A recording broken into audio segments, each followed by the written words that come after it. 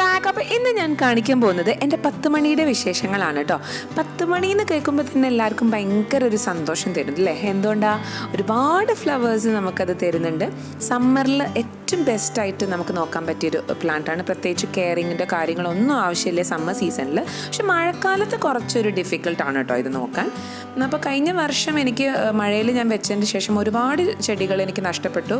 പിന്നെ രണ്ടാമത് ഞാൻ റീകളക്ട് ചെയ്തിട്ടാണ് ഇപ്പം ഇത്രയും ഉണ്ടാക്കിയിട്ടുള്ളത്. അപ്പം ഇതിൻ്റെ പ്രത്യേകത എന്ന് പറഞ്ഞാൽ നല്ല വെയിൽ കിട്ടുന്ന സ്ഥലത്തായിരിക്കണം ഇത് വെക്കേണ്ടത്. ഇപ്പം കാണിക്കുന്നത് സീഡ് പോഡ്സ് ആണ്. നമുക്ക് സീഡ്സ് ഈ ഒരു ഇതിന്ന് കളക്ട് ചെയ്യാം. അതായത് ഇത് കുറച്ച് ഒരു ബ്രൗൺ കളറായി കഴിഞ്ഞാൽ, ആ പച്ച കളർ ബ്രൗൺ ആയി കഴിഞ്ഞാൽ നമുക്ക് അതിന് കറുത്ത കളറിൽ ചെറിയ ചെറിയ സീഡ്സ് നമുക്ക് കിട്ടും. അത് നമുക്ക് മണ്ണിൽ പാകി കഴിഞ്ഞാൽ നമുക്ക് അങ്ങനെ പ്രൊപ്പഗേറ്റ് ചെയ്യാം. രണ്ടാമത്തെ വഴി എന്ന് പറഞ്ഞാൽ നല്ല കരുത്തുള്ള തണ്ട്, ആരോഗ്യമുള്ള തണ്ട് സെലക്ട് ചെയ്തിട്ട് നമുക്ക് ഇതുപോലെ മണ്ണിൽ കുത്തിയിട്ടാൽ അവിടുന്നും നന്നായിട്ട് ഇത് ഉണ്ടാവും. പിന്നെ ഡബിൾ ഷെയ്ഡായിട്ടുള്ള ഡബിൾ കളേഴ്സൊക്കെ നമുക്ക് പോളിനേഷൻ വഴി ഉണ്ടാക്കാൻ പറ്റും കേട്ടോ. എനിക്ക് ആകെ കൂടെ ഒരു 2-3 കളറേ ഉണ്ടായിട്ടുണ്ടായിരുന്നുള്ളൂ. പക്ഷെ ഞാൻ ഈ ചട്ടിയിൽ മിക്സ് ചെയ്ത് വെച്ചത് കാരണം പല ഡബിൾ കളേഴ്സായിട്ട് അത് വന്നിട്ടുണ്ട്. ഹാൻഡ് പോളിനേഷൻ വഴി നമുക്ക് വീണ്ടും പുതിയ കളേഴ്സ് ഉണ്ടാക്കാൻ പറ്റും. അതായത് അതിൻ്റെ പൂമ്പൊടി തമ്മിൽ ഇങ്ങനെ ചെയ്ത് കഴിഞ്ഞാൽ നമുക്ക് പുതിയ പുതിയ കളേഴ്സ് ഉണ്ടാക്കാൻ പറ്റും. പിന്നെ ചെടി ഒരു തവണ നട്ട് കഴിഞ്ഞാൽ പിന്നെ പ്രത്യേകമായിട്ടുള്ള വളത്തിൻ്റെയോ കാര്യങ്ങളുടെയോ ഒന്നും ആവശ്യമില്ല. ആദ്യം തന്നെ മണ്ണിൻ്റെ മിക്സ്ചർ നല്ല ക്വാളിറ്റി ആയിട്ടുള്ള മണ്ണിൻ്റെ മിക്സ്ചർ ആയിരിക്കണം. അതായത് ഞാനിവിടെ സാൻഡാണ് ഉപയോഗിച്ചിട്ടുള്ളത്. സാൻഡും പിന്നെ അതുപോലെ തന്നെ ചാണകപ്പൊടിയും അതുപോലെ തന്നെ കൊക്കോപീറ്റും ചകിരിച്ചോറും 3ഉം കൂടി ഒരേ അളവിൽ 1:1:1 റേഷ്യോയിലാണ് എടുത്തിട്ടുള്ളത്. അപ്പം നല്ല വെൽ ഡ്രെയിൻഡ് ആയിട്ടുള്ള മണ്ണ് വേണം ഇതിന് സെലക്ട് ചെയ്യാൻ. അതായത് വെള്ളം നന്നായിട്ട് പോകണം. വെള്ളം കെട്ടിക്കിടന്നാൽ എന്തായാലും ചീഞ്ഞു പോകാനുള്ള ചാൻസ് ഉണ്ട്. അതായത് മഴയത്ത് വെക്കരുതെന്ന് അതാണ് പറയുന്നത്. മഴയത്ത് വെച്ച് കഴിഞ്ഞാൽ ചിലപ്പം അത് ചീഞ്ഞു പോകാനുള്ള ചാൻസ് കൂടുതലാണ്. എപ്പോഴും നമ്മൾ മഴ പെയ്തു കഴിഞ്ഞാൽ ഒന്നെങ്കിൽ ഷെയ്ഡുള്ള ഒരു സ്ഥലത്തേക്ക് വെക്കുക, അല്ലെങ്കിൽ അതിൽ കരുത്തുള്ള തണ്ട് വേറൊരു പോട്ടിലേക്ക് ഒരു മദർ പ്ലാന്റ് പോലെ ആക്കി വെക്കുക. അതായത് അതിൽ എല്ലാ കളേഴ്സും കളക്ട് ചെയ്തിട്ട് ഒക്കെ കൂടെ ഒന്നിൽ നല്ല ഷെയ്ഡുള്ള സ്ഥലത്ത് സേവ് ചെയ്ത് വെക്കുക. പിന്നെ ഇങ്ങനത്തെ ഡെഡ് ആയിട്ടുള്ള ഇങ്ങനത്തെ ഫ്ലവേഴ്സ് കണ്ടിട്ടുണ്ടെങ്കിൽ നമ്മൾ കൈനെ കൊണ്ട് തന്നെ ഒന്ന് നുള്ളി മാറ്റി കഴിഞ്ഞാൽ പുതിയ ബഡ്സ് അതിൽ നിന്ന് വരികയും പുതിയ പുതിയ ബ്രാഞ്ചസ് വന്നിട്ട് പുതിയ പുതിയ ഫ്ലവേഴ്സ് ഉണ്ടാവും ചെയ്യും കേട്ടോ. അപ്പോൾ അതെപ്പോഴും ശ്രദ്ധിക്കണം. പിന്നെ നീണ്ടു കഴിഞ്ഞാൽ, വല്ലാതെ ഇങ്ങനെ നീണ്ടു കഴിഞ്ഞാൽ അത് നമ്മളൊന്ന് കൈനെ കൊണ്ട് നുള്ളി മാറ്റി കഴിഞ്ഞാൽ അത് നല്ലതാണ്. പിന്നെ ഇങ്ങനെ ഇതുപോലെ ഇങ്ങനെ ഡബിൾ കളറ് കിട്ടാൻ വേണ്ടിയിട്ട് നമുക്കിങ്ങനെ പോളിനേഷൻ ചെയ്ത് കൊടുക്കാം കേട്ടോ. പിന്നെ ഇതൊരു സെക്യുലൻ്റ് വിഭാഗത്തിൽപ്പെട്ടൊരു പ്ലാന്റാണ്. എന്തുകൊണ്ടാണെന്ന് വെച്ചാൽ ഇതിൻ്റെ ലീഫിൽ വെള്ളം ശേഖരിച്ച് വെക്കാനുള്ളൊരു കപ്പാസിറ്റി ഇതിനുണ്ട്. അപ്പം നമുക്ക് ഡെയിലി ഇത് നനയ്ക്കേണ്ട കാര്യമൊന്നുമില്ല. ഇടയ്ക്കൊന്ന് മറന്നു പോയി വെച്ചിട്ട് കുഴപ്പമൊന്നുമില്ല. ഈ ഇലയിൽ നിന്ന് തന്നെ ഇതിൻ്റെ വെള്ളം അതിന് ഉപയോഗിച്ചോളും. അപ്പം വെള്ളം കൂടുതൽ വേണ്ട, ഡ്രൈ ആയിട്ടുള്ള ഇതാണ് ഇതിന് ബെസ്റ്റ്. അതായത് ഹോട്ട് റീജിയനിലാണ് ഇതിൽ കൂടുതൽ നന്നായിട്ട് ഫ്ലവർ തരിക.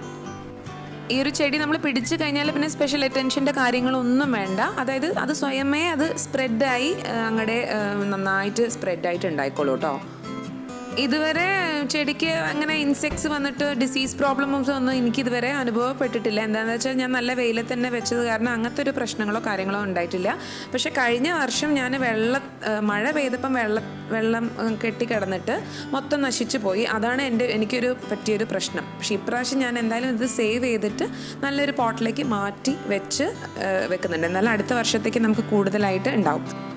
പിന്നെ ഈ തേനീച്ച അങ്ങനെയുള്ള സംഭവങ്ങൾ, പൂമ്പാറ്റകളൊക്കെ വന്ന് തേൻ കുടിക്കാൻ വരുമ്പം അത് അതിൻ്റെ മേലെ ഇരുന്ന് വേറൊരു ഫ്ലവറിൻ്റെ മേലെ വന്ന് ഇരുന്ന് കഴിഞ്ഞാൽ അപ്പോഴും ഇങ്ങനെ ഡിഫറെൻ്റ് ആയിട്ടുള്ള കളേഴ്സ് വരും കേട്ടോ. അപ്പോൾ അത് നല്ല ഭംഗിയാണിത് കാണാൻ തന്നെ. വർഷത്തിൽ നമ്മൾ എന്തായാലും ഇതൊന്ന് കട്ട് ചെയ്തിട്ട് വേറൊരു പോട്ടിലേക്ക് എന്തായാലും ആക്കി വെക്കണം. അത് ഒരു നിർബന്ധമായിട്ടുള്ള കാര്യമാണ്. എന്നാലും മാത്രമേ അടുത്ത വർഷത്തേക്ക് നമുക്ക് സേവ് ചെയ്യാൻ പറ്റുള്ളൂ. ഇതിപ്പോൾ ഞാൻ ചട്ടിയിൽ ഒരു കളർ മാത്രം വെച്ചാണ്. യെല്ലോ എനിക്ക് ഭയങ്കര ഇഷ്ടമാണ്. അപ്പോൾ ഞാൻ വേറൊരു ഇതിൽ വെച്ചതാണ്. അപ്പോൾ അത് നല്ല ഭംഗിയാണ്. പിന്നെ അവിടെ ഇവിടെയൊക്കെ മുളയ്ക്കും കേട്ടോ. അത് ഇപ്പോൾ സീഡ് വന്ന് വീണിട്ട് വേറെ ചെടികളിലൊക്കെ മുളച്ച് കാണാറുണ്ട്. പിന്നെ ഇതിൻ്റെ ഇലകൾ ശ്രദ്ധിക്കുകയാണെങ്കിൽ നമുക്ക് കാണാൻ പറ്റും കൂർത്ത ഇലകളുണ്ട്, അതുപോലെ തന്നെ പരന്ന ഇലകളുണ്ട്. കൂർത്ത ഇലകൾ ഈ പോർട്ടുലാക്ക ഇനാണ്. പരന്ന ഇലകൾ പേഴ്സുലൈൻ ഇനത്തിൽ പെട്ടതാണ് കേട്ടോ.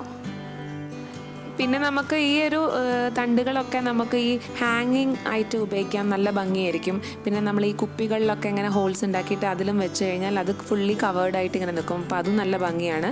പിന്നെ കണ്ടെയ്നേഴ്സിലൊക്കെ വെച്ച് കഴിഞ്ഞാൽ അങ്ങനെയും വെക്കാം. പിന്നെ ഉള്ളിലും ഇൻഡോറായിട്ട് സെറ്റ് ചെയ്യുന്നതും നല്ല ഭംഗിയാണ്. ബോൺസായി ഒക്കെ ആക്കി കഴിഞ്ഞാൽ നല്ല അടിപൊളിയായിട്ടുണ്ടാകും. അപ്പോൾ ഇത് എൻ്റെ വെർട്ടിക്കൽ ഗാർഡനിൽ ഇപ്പോൾ ഉള്ളൊരു അവസ്ഥയാണ്. അതായത് നല്ലോണം നീളിച്ചൊക്കെ പോയിട്ടുണ്ട്, എന്നാൽ കൂടിയിട്ട് പൂക്കൾ ഇപ്പോഴും ഉണ്ട്. ഏകദേശം ഒരു മാസത്തോളമായി മഴ പെയ്യാൻ തുടങ്ങിയിട്ട്. അപ്പം മേലത്തെ ലെയർ മാത്രം വെച്ച ആ ഒരു വരി മാത്രം അത്ര പൂക്കളില്ല, പക്ഷെ താഴത്തേക്കൊക്കെ അത്യാവശ്യം പൂക്കളുണ്ട്. അപ്പം മേലെ മഴവെള്ളം വീണിട്ട് എനിക്ക് തോന്നുന്നു അതായിരിക്കും പൂക്കൾ അധികം ഇടാത്തത്. പക്ഷെ താഴത്തേക്കൊക്കെ നിറച്ചും പൂക്കളെ ഇപ്പോഴും കാണുന്നുണ്ട്. എന്തായാലും ഞാൻ ഇതെന്തായാലും ഷിഫ്റ്റ് ചെയ്യാൻ പോവാണ്. വെർട്ടിക്കൽ ഗാർഡനിൽ വെച്ചൊരു വ്യത്യാസമാണ് ഞാൻ നിങ്ങളോട് പറഞ്ഞത് കേട്ടോ. ഇതാണ് ഇതിൻ്റെ ഒരു സ്റ്റേജ്. അപ്പോൾ എന്തായാലും എൻ്റെ ഈ ഒരു വീഡിയോ ഇഷ്ടമായിട്ടുണ്ടെങ്കിൽ നിങ്ങൾ കമൻറ്റ് എന്തായാലും ചെയ്യുക, ലൈക്ക് ചെയ്യാനും ഷെയർ ചെയ്യാനും സബ്സ്ക്രൈബ് ചെയ്യാനും മറക്കരുത്. Thank you so much for watching my channel. Bye and take care.